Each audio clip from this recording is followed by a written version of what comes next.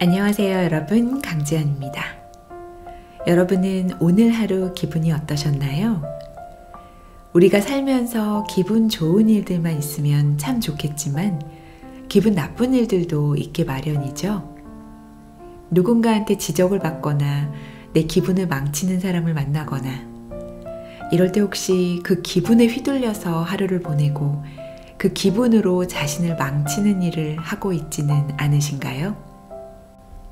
오늘 소개해드릴 책은 감정에 끌려다니는 노예가 아니라 주인으로 바로 서는 방법을 배울 수 있는 기분이 태도가 되지 않게입니다.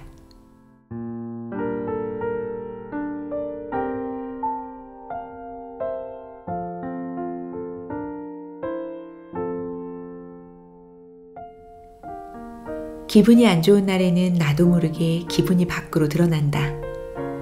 이러면 안 된다는 걸 알면서 짜증이 솟구치는 것을 참을 수가 없다. 빽 하고 신경질을 낸 뒤에 왜 화를 내고 그래? 라는 친구의 주눅든 목소리를 들으면 민망하고 미안하다. 이런 일은 너무나 비일비재하다. 집에서도, 학교에서도, 회사에서도. 다수의 기분이 서로 교차하고 영향을 주며 아슬아슬한 분위기를 만들어내는 가장 대표적인 공간은 일하는 곳이 아닐까? 출근을 하면 사회인의 가면을 쓰고 선을 지키려는 노력을 시작하지만 누군가에게는 그 선을 넘는 일이 너무 쉽다. 사무실에서 이성을 잃고 버럭 소리를 지르는 사람도 있고 컴퓨터 키보드를 신경질적으로 두드리는 사람도 있다. 누군가는 지금 나 건드리면 가만 안 둬? 라는 경고를 온몸으로 뿜어내기도 한다. 크고 작은 차이만 있을 뿐이지 누구나 기분을 드러낸다. 내 기분은 내 선에서 끝내야 하는데 나도 모르게 겉으로 드러난다. 하지만 기분과 태도는 별개다. 내 안에서 저절로 생기는 기분이 스스로 어찌할 수 없는 것이라면 태도는 다르다. 좋은 태도를 보여주고 싶다면, 소중한 사람에게 상처 주고 싶지 않다는 마음만 있다면 우리는 충분히 태도를 선택할 수 있다. 우리는 감정이 상한다고 해서 울고 떼쓰는 어린아이가 아니다. 아이는 자신이 어떤 감정을 느끼는지도 정확히 알지 못하기에 표정과 몸으로 말한다. 하지만 성인은 다르다. 감정의 종류를 정확히 인지할 수 있고 그것에 따라 표현 방법을 달리할 수 있다. 또한 엄청나게 격정적인 감정이 아니라면 스스로를 통제할 수도 있다. 안 좋은 기분을 털어내고 싶다면 남에게 폐를 끼치지 않는 선에서 표출할 수도 있다. 사회생활을 하다 보면 서로의 기분을 살피고 감정을 나누는 일을 피할 수 없다. 하지만 모두가 서로의 기분을 알아야 할까? 다른 사람은 당신의 기분을 모르고 지나갈 권리가 있다. 당신도 마찬가지다. 다른 사람의 기분을 모르고 지나칠 권리가 있다. 기본적으로 내 감정은 내 책임이라는 것을 인지해야 한다. 출근길에 기분이 상하는 사건이 있었다면 그건 회사 사람의 잘못이 아니고 회사에서 자존심이 상하는 일이 있었다면 그건 가족의 탓이 아니다. 기분을 망친 대상이 분명할 때는 그 대상에게 확실히 짚고 넘어가자. 화풀이 대상을 잘못 선택하고 엉뚱한 데에 푸는 버릇을 고쳐야 한다. 나와 조금 더 친밀한 사람, 가깝고 만만한 사람을 대상으로 화풀이를 하는 경우가 제일 최악이다. 사람이 말을 함부로 하는 것은 자신의 실언에 책임을 지지 않기 때문이다. 맹자가 남긴 명언이다. 아마도 회사에서 기분대로 행동하는 걸로 악명 높은 사람이 있다면 그중 대부분은 높은 직급의 상사가 아닐까? 그런 사람들은 마음대로 기분을 드러내도 자기에게 뭐라고 하는 사람이 아무도 없기 때문에 굳이 조심할 필요성을 못 느낀다. 사람은 누울 자리를 보고 발을 뻗는다. 나는 맹자의 말에 전적으로 동의하지는 않는다. 결국 사람은 자신의 행동에 책임을 진다고 생각하기 때문이다. 회사 상사에게 기분 안 좋은 거 너무 티내지 마세요 라고 대놓고 말하는 사람은 거의 없겠지만 사실 그 사람에 대한 평가는 이미 바닥을 쳤을 것이다. 그는 아무에게도 진심으로 존중받지 못하고 무시당하는 인생을 스스로 선택한 것이다. 사람들은 그저 적당히 비위나 맞춰주면서 지내고 있을 뿐이다. 반대로 자신의 기분을 통제하는 데 능숙한 사람을 보면 존경심이 절로 생긴다.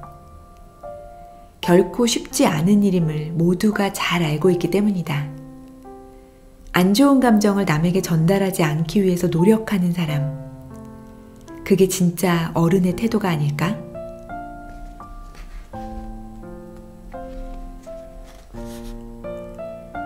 이유 없이 기분이 안 좋고 무기력할 때가 있다. 이럴 때는 직장 상사가 말을 걸어도 아무 대꾸도 하고 싶지 않다. 입꼬리만 간신히 올릴 뿐이다. 평소 같으면 그의 웃기지 않는 농담에도 웃어주고 적당히 분위기를 맞출 텐데 그게 쉽지가 않다. 우리는 흔히 외부 환경과 머릿속 생각이 기분을 좌지우지한다고 생각한다. 하지만 아주 중요한 변수 하나가 더 있다. 바로 체력이다. 인간의 신체와 정신은 서로 긴밀하게 연결되어 있어서 몸 컨디션은 감정에 지대한 영향을 미친다. 몹시 피곤한 상태로 야근을 하고 있는데 끊임없이 질문을 해대는 후배에게 친절하게 대답할 수 있는 사람은 많지 않다. 차갑게 무시할 수는 없어서 억지로 대답을 해주기는 하지만 누가 봐도 기계적인 반응이다. 매일 피곤한 사람은 결코 다정한 선배가 될 수 없다. 우리의 기분은 몸의 신호 하나하나에도 반응한다. 섭취하는 음식과 수면의 질, 호르몬 변화와 컨디션은 너무도 중요하다. 하룻밤 잘 자고 일어나면 의욕이 넘치지만 저녁쯤 퇴근길에는 갑자기 인생에 회의감이 든다. 잠이 부족하면 하루 종일 아이처럼 까칠한 잠투정을 해댄다. 다 큰 성인인데도 그렇다. 몸이 아프면 머리로는 그러면 안 되는 걸 알면서도 툴툴대고 신경질을 내서 주위 사람을 지치게 만든다. 신체적 고통에 모든 신경이 집중되면 다른 사람을 위한 배려는 감정 노동으로 느껴질 뿐이다. 뚜렷한 이유 없이 기분이 안 좋을 때면 자신에게 3가지 질문을 던져보자. 밥은 제대로 챙겨 먹었나? 요즘 잠은 제대로 잤나? 운동은 좀 하고 있나? 내게 이 질문들을 던져보면 역시나 내 몸을 잘 돌보지 않고 있을 때가 많았다. 이럴 때마다 나는 속으로 안도했다. 도저히 이유를 알 수 없는 기분 변화가 정답이 모호한 논술 문제라면 몸 상태로 인한 기분 변화는 정답이 확실한 수학 문제 같았기 때문이다. 몸은 거짓말을 하지 않아서 운동을 하는 것만으로도, 잠을 충분히 잘 자는 것만으로도 기분이 한결 나아졌다. 어느 날은 괜히 신경질이 난다 싶었는데 초콜릿 하나를 먹었더니 바로 마음이 차분해졌다. 정신없이 일하느라 당이 떨어졌다고 외치는 몸의 신호를 놓치고 있었던 것이다. 물 한 잔으로 기분이 바로 나아진 적도 있다. 한 끼 식사도 우습게 여겨선 안 된다. 영양학자는 감정 기복 또한 음식과 관련이 있다고 말한다. 게을러진 정신 또한 체력으로 개선할 수 있다. 무엇이든 몸이 뒷받침되어야 도전하고 시도할 수 있다. 포기하고 싶은 마음이 들 때는 체력의 한계에 부딪히지 않았는지도 함께 살펴야 한다. 머릿속 모든 생각들이 비관적으로 흐른다면 유산소 운동을 해보자. 긍정적인 마음의 힘이 다시 솟아오를 것이다. 몸과 마음을 함께 돌봐야 나에게도 남에게도 정성을 다할 수 있다. 한 가지 더, 배가 고프거나 피로가 누적되어 있을 때는 중요한 결정을 내리지 않는 것이 좋다. 색안경을 쓴 채로 세상을 바라보기 때문에 이때의 판단은 믿을만하지 않다. 며칠간 잠을 못 자서 정신이 또렷하지 않을 때는 무엇을 배우지도 말고 중요한 미팅이 있다면 미뤄라. 부정적인 의견으로 미팅을 망칠 수 있기 때문이다. 수면 부족은 짜증을 유발하고 스트레스를 증가시키며 자신감을 떨어뜨린다. 이럴 때 해결 방법은 아주 단순하다. 당신에게 필요한 것은 오로지 잠, 달콤한 잠일 뿐이다.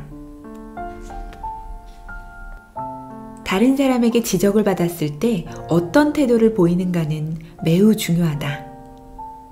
남의 문제 제기를 반갑게 받아들이는 사람은 드물고 그러기에 자신의 그릇이 드러나기 딱 좋은 상황이 된다. 한 번은 친구에게 큰맘 먹고 쓴소리를 한 적이 있는데 내 이야기를 진지하게 그러면서도 상쾌하게 받아들이는 모습을 보며 그 친구에 대한 인상이 완전히 달라진 적도 있다. 그러나 좋은 태도를 보이는 사람보다는 감정이 앞서는 사람을 훨씬 많이 보았다. 문제를 지적받았을 때 자신이 공격받았다고 느끼는 사람들이 있다. 공격을 받았는데 기분이 좋을 리 없다. 순간적으로 기분이 상한 것을 숨기지 못하고 어설픈 변명을 하거나 상대를 괜히 원망한다. 패스트푸드점에 앉아 있는데 같이 숙제를 하고 있던 중학생 둘이 나누는 대화가 들렸다. 너 이 문제 틀렸어. 그러자 다른 학생이 발끈해서 반박했다. 아니거든? 내가 틀린 거 아니야? 그러자 처음 문제를 제기한 학생이 다시 계산을 해보고는 말했다. 네가 틀린 게 맞아. 다시 계산해 봤다고. 어쩔 수 없이 다시 문제를 풀어본 학생은 자신이 틀렸다는 것을 알게 되었다. 그러고는 신경질적으로 답을 고쳤으면서 한마디를 덧붙였다. 아, 마지막 단계에서 실수했나 보다. 여기 너무 시끄러워서 정신사나워. 너도 마찬가지야. 가까이 오지 마. 집중 안 되잖아. 잘못을 지적당한 학생은 당황하고 있었다. 자신이 틀렸다는 사실을 인정하고 싶지 않았던 것이다. 상대방은 그저 단순한 의문을 제기하거나 조언을 했을 뿐인데 듣는 사람은 어딘가 심기가 불편한 듯 자신의 옳음을 증명하기 위해 반박에 나선다. 하지만 변명하면 할수록 점점 더 헤어날 수 없다는 느낌만 받을 뿐이다. 우리는 이런 상황을 매우 자주 접한다. 오늘 늦었네요. 아, 오늘 날씨가 이래서 차가 엄청 밀리더라고요. 자료에 문제가 많네요. 그럴 리가요. 이거 만들려고 제가 며칠 밤을 새웠는지 아세요?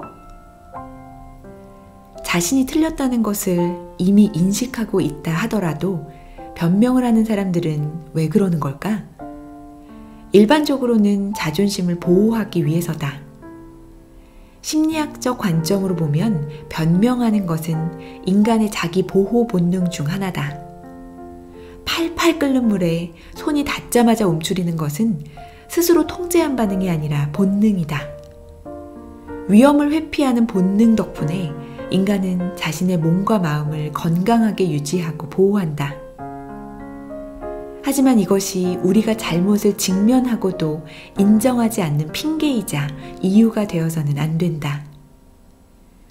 남의 지적을 보다 긍정적이고 건강하게 활용하지 못하면 겉으로는 강하지만 실제로는 연약하고 편협한 사람이 되기 쉽다. 자기 부정이 가져다주는 잠깐의 위안에서 벗어나야 한다. 누군가가 문제를 제기한다면 그 말에서 감정을 분리하는 버릇을 들여라. 언뜻 들으면 상대의 말이 나를 상처 주기 위한 것처럼 느껴지지만 사실 내 기분이 만들어낸 오해일 때가 많다. 상대의 비판을 통해 자신의 결점을 발견하고 부족함을 개선해서 더 나은 사람이 되자. 얼마나 좋은 일인가. 타인의 지적을 자신의 동력으로 삼는 태도. 성숙한 어른만이 보여줄 수 있는 모습일 것이다. 넌 왜 이렇게 불만이 많아? 고등학교 때 친구에게서 이런 질문을 들었을 때 머리를 얻어맞은 듯 멍해졌다. 내가 불만이 많다고는 단 한 번도 생각하지 못했기 때문이다. 친구에게 너무 미안했고 어디론가 숨고 싶을 정도로 부끄러웠다. 버스에 사람이 너무 많아. 짜증나. 왜 이렇게 더워? 짜증나. 그때는 하루에도 몇 번씩 친구에게 짜증을 부렸다. 모든 일이 불만이 많았고 불평거리가 떠오를 때마다 짜증이 났다. 그야말로 짜증난다는 말이 입에 붙어있던 시절이었다. 슬플 때도 짜증난다고 말하고 화가 났을 때도 짜증난다고 말했다. 온 세상이 나를 짜증나게 만들기 위해 돌아가는 것 같았다. 무엇이 내 마음에 그렇게 안 들었을까? 지금 생각해보면 그렇게까지 거슬릴 일도 아닌데 습관적으로 불평을 했던 것 같다. 이런 습관적인 불평은 내 하루를 망치고 내 관계를 망치며 결국 나를 망쳤다. 엉망인 하루하루가 모여 결국에 나는 불만이 많은 친구가 되어 있었다. 모두 속으로는 잘 알고 있을 것이다. 사사건건 불편을 한다고 해서 자신에게 이득이 될 일은 전혀 없다는 것을 말이다. 자신이 지금 얼마만큼 불만족스러운지를 밖으로 표현해봐야 상황은 전혀 나아지지 않는다. 나아지기는커녕 주변의 분위기를 더 나쁘게 만들고 다른 사람의 기분마저 망가뜨리고 만다. 그러나 짜증스러운 불평을 쉽게 멈출 수도 없다. 사실 불평은 나 자신을 위한 것이다. 불평의 대상인 친구나 가족, 상사, 환경 등은 대체로 자기 바깥에 있는 것들이다. 그들을 원망하는 마음의 근원을 따라가 보면 나는 옳고 너는 틀렸다는 생각이 자리 잡고 있다. 이 어처구니 없는 믿음 때문에 나는 나의 진심을 참지 못하고 말로 내뱉고 마는 것이다.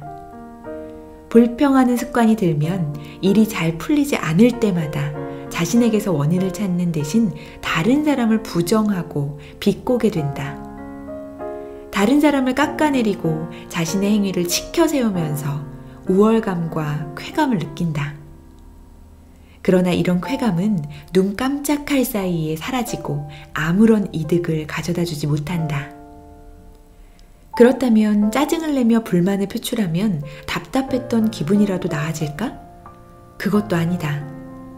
툴툴대는 내가 싫어져서 기분은 더 최악으로 치닫는다. 설상가상으로 주변 사람들마저 점점 나에게 질리는 게 느껴진다. 나의 못난 성격으로 주변 사람들이 등을 돌리는 것만큼 힘든 일도 없다. 도대체 어떻게 해야 불평을 멈출 수 있을까? 미국의 유명한 목사인 윌 보웬은 불평 없이 살아보기라는 캠페인을 시작했다. 21일간 보라색 밴드를 한쪽 손목에 차고 다니다가 스스로 불평하고 있다는 걸 알아차릴 때마다 밴드를 다른 팔목에 옮겨 차고 처음부터 다시 시작하는 캠페인이다. 많은 사람들이 이 캠페인을 환영하며 기꺼이 동참했고 불평하는 습관을 고치는 데 큰 도움을 받았다. 나에게 불평하는 습관이 있는지를 깨닫는 과정이 가장 중요하다. 내가 친구에게 지적을 받고 그때부터 말과 행동을 의식하기 시작했듯이 자신에게 나쁜 습관이 있다는 것을 알아야 고칠 수 있다. 나를 불평하게 만드는 상황을 어떻게 바꿀 수 있을지 고민해야 한다. 어머니의 집착과 잔소리가 불만이라면 어머니와의 관계를 어떻게 바꿀 수 있을지 생각해보자. 매번 짜증스러운 대꾸로 응하지 말고 문제를 발견하고 분석하고 해결해라. 그러나 내가 통제할 수 없는 것들에 대해 또다시 구시렁거리고 있다면 그것에 대해 생각하기를 포기하라. 날씨가 춥고 덥고 같은 일 하나하나에 불만을 가지기 시작하면 스스로 멈출 수 없다. 불평은 사람의 에너지를 가장 많이 소모하는 무익한 행위다. 성격이 활발한 K는 학교 다닐 때부터 학생회장을 맡아왔고 각종 대회에 학교 대표로 참가하기도 했다. 졸업 후 취업을 해서도 그녀의 적극적인 성격은 사라지지 않았다. 일하는 태도가 훌륭한 것은 물론이고 조금씩 실적을 올리며 자신의 자리를 잡아가고 있었다. 팀장은 그녀를 무척이나 아끼고 신임했다. 그러나 갑자기 팀장이 정근을 가게 되면서 새로운 직원이 K의 팀장이 되었다. 새 팀장은 K와 일하면서 적잖은 마찰을 일으켰다. K를 사사건건 비난하고 질책했으며 결국 그녀를 승진 대상자 명단에서 누락시켰다. 그녀는 엄청난 심리적 박탈감에 퇴사를 고민하기 시작했다. 내가 이렇게 열심히 일하는데 저 사람은 대체 나에게 왜 이러는 거지? 일부러 날 못 살게 구는 건가? 그럼 내가 이렇게 죽어라 일할 필요가 있을까? 잘하든 못하든 어차피 결과는 똑같은데. K는 이런 마음으로 일부러 새 팀장과 갈등을 빚었다. 대답은 들리지도 않을 정도로 최대한 무성의하게 했고 보고 날짜를 습관적으로 미뤘다. 회사에서의 이런 태도는 가족과 친구들을 대할 때에도 영향을 미쳤다. 괜한 고집을 부렸고 요구사항이 들어지지 않으면 그럼 그렇지 하며 너무 쉽게 포기했다. 사람들이 자신을 무시하는 것이 당연하게 느껴졌고 그럴수록 더더욱 아무 의욕도 생기지 않았다. K의 변화는 주변 사람들을 놀라게 했다. 왜 이렇게 사람이 변했을까? 사실은 모두 K의 자아 정체성에 문제가 생겼기 때문이다. 자아 정체성이란 개인이 자신의 경험을 바탕으로 내가 누구인가를 스스로 되돌아보는 것이다. 어려서부터 부모님과 선생님의 관심과 애정을 한몸에 받으며 항상 모범적인 모습만 보이며 살았던 K는 애초에 진정한 자아 정체성을 확립하지 못했다. 자신이 믿고 있던 자신에 대한 확신은 자아 정체성이라기보다는 사회적 정체성에 더 가까웠다. 헌신하던 직장에서 인정을 받지 못하자 자신감이 한순간에 와르르 무너져 버린 것은 그 때문이다. 쉽게 말해서 그녀가 이해한 나는 다른 사람이 평가한 자신의 모습이었다. 누군가가 자신을 칭찬해줘야만 K는 자신을 좋은 사람이라고 생각했다. 반대로 자신을 비난하는 말을 들으면 이내 자신을 의심하곤 했다. K가 보여준 적극적이고 활발한 모습은 그녀의 수동적인 성격에서 나온 산물이었다. 그녀는 이미 사회적 정체성에 맞춰 자신의 존재 가치를 확인하는 데 너무나 익숙했기 때문에 타인의 부정과 비판을 받아들일 준비가 되어 있지 않았다. 오히려 외부로부터 인정을 받기 위해 안간힘을 쓰는 삶이 더 익숙했다. 자신을 버티게 해주는 것들이 사라질까봐 두려움에 사로잡힌 채 살아온 것이다. K가 이처럼 자포자기한 듯 노력을 그만둔 것은 열심히 살아봐야 더 이상 아무도 자신을 중요하게 여기지 않는다고 판단했기 때문이다. 이 생각은 자신이 쓸모없고 가치 없는 존재라는 생각으로 확장되고 말았다. 이런 궁지에서 벗어날 수 있는 해결책은 결국 자아 정체성을 확립하는 것이다. 내가 누구인지 다시금 인식해야 한다. 자신의 능력과 본성에 대해 두루 잘 알고 있다면 외부적인 평가와 판단이 자신에게 미치는 영향력을 줄일 수 있다. 나를 잘 알아야 남의 평판에서 자유로워질 수 있다. 자신을 새롭게 인식하려면 꼭 생각해봐야 할 4가지 질문이 있다. 나는 누구인가? 나의 본성은 어떤가? 나는 어떤 사람이고 나의 장점은 무엇인가? 나는 어떤 사람이 되고 싶은가? 나의 소망과 이상은 무엇인가? 나는 어떤 사람이 되어야 하는가? 나의 도덕성과 가치관은 무엇인가? 자기 확신은 힘든 일을 겪을 때 가장 흐려진다. 나를 관찰해서 자아 정체성을 확립하는 일은 힘든 시기에 당신을 이끌어주는 힘이 될 것이다. 친구 제이를 알고 지낸 지 여러 해가 되었는데 언제부터인가 그녀가 벌컥 화를 내는 바람에 깜짝 놀란 일이 여러 번 있었다. 예전에 제이는 그렇게 화를 내는 사람이 아니었다. 오히려 감정을 크게 표현하지 않는 편이어서 시험 성적이 생각보다 좋지 않을 때 시무룩해지는 게 전부였다. 하지만 성인이 되어 회사를 다니고부터 성질이 매우 날카로워졌다.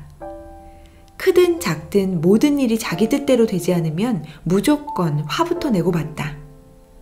쇼핑을 할 때 마음에 드는 신발을 사지 못하면 화가 나서 동행에게 날카롭게 대꾸했고, 주말 캠핑을 할 때는 몹시 기대했으면서도 캠핑 자리가 마음에 들지 않는다는 이유로 내내 굳은 얼굴을 하고 있다가 M1 친구에게 화풀이했다. 이러한 사소한 일로 화를 내는 것은 이미 제2의 일상이 되어버렸다. 이로 인해 그녀 또한 고민이 많았다. 자기 뜻대로 되지 않는 일이 왜 이렇게 많은지, 왜 화를 참을 수 없는지 내게 묻곤 했다. 사실 너무 흔한 고민이다. 우리도 항상 다른 사람들은 대체 왜 저러는 것인지, 하늘은 왜 이리 불공평한 건지 이해를 하지 못한 채 살아간다. 하지만 정말 나를 둘러싼 것들이 원인일까? 우리는 상대방이 내 말을 듣지 않는다고 화를 내고, 일이 뜻대로 되지 않는다고 화를 낸다. 그렇다면 이렇게 생각해보자. 왜 상대방이 당신의 말을 꼭 들어야 하는가? 왜 모든 일이 원하고 기대하는 대로 착착 진행되어야 할까? 입장을 바꿔서 생각해 볼 필요가 있다. 모든 일이 뜻대로 되길 바라며 기대감을 가지고 있다면 그렇지 않을 가능성 또한 열어두어야 한다. 당신의 모든 일에 있어서 남의 말을 듣고 행동하지는 않을 것이다. 다른 사람에게도 이와 같은 자유가 있다. 사실 생각해보면 화낼 만한 일은 그리 많지 않다. 친구와 게임을 하다가 져서 화가 나기 시작했다고 치자. 하지만 원래 게임에는 승자와 패자가 존재하기 마련이다. 당신이 화가 난 이유를 좀 더 자세히 짚어보자면 게임이 원하는 방향으로 흘러가지 않아서 화가 난 게 아니라 당신의 통제욕이 완전히 충족되지 않아서 화가 난 것이다. 상대방은 당신의 말을 듣기 위한 존재가 아니다. 인간은 독립된 개체로 존재하기 때문에 다른 사람의 의지력을 자신의 생각대로 하려고 해서는 안 된다. 통제욕을 버리면 모두가 편안해질 수 있다. 그러나 여전히 화가 불쑥불쑥 치미는 순간을 맞이할 것이다. 그 순간을 부드럽게 지나갈 수 있도록 도와주는 임기응변을 익히는 것은 도움이 된다. 화가 나면 감정을 통제하기 어려워져서 남에게 상처 주는 말을 쉽게 내뱉는다. 이때 잠시 정신을 차리고 심호흡을 해보자. 숨을 3초간 들이쉬고 2초간 내쉬기를 3번 반복하는 아주 단순한 호흡이다. 심호흡은 몸에 산소를 고르게 공급해 주어서 뇌의 온도를 내리고 근육의 긴장을 풀어준다. 단순히 숨을 크게 들이쉬고 내뱉는 것만으로도 몸은 크게 이완되고 순간적인 감정도 안정을 되찾는다. 천천히 부정적인 감정에서 빠져나오는 과정을 느껴보자. 부정적인 감정이 몰려올 때 어떤 환경에 놓여 있는지는 매우 중요하다. 화가 났을 때 상대방을 보고 있으면 더 큰 화가 치밀어 오르고, 마음이 복잡할 때 침대에 누워 가만히 있으면 생각이 더 많아져서 더욱 괴로워진다. 자신의 감정에 부정적인 변화가 생겼음을 인식했다면 당장 자리에서 일어나 밖으로 나가라. 1m 거리의 밖이라도 지금의 환경에서 벗어날 수 있다면 기분이 훨씬 나아지고 마음도 가벼워질 것이다. 화가 나기 직전에 마음속으로 일시정지 버튼을 눌러라. 그리고 방금 일어난 일을 되새기며 화를 낼 만한 일인지를 따져보자. 정말 그렇게까지 화를 낼 일인가? 스스로 몇 차례 물어보고 나면 대부분은 그렇게까지 화낼 일이 아니다.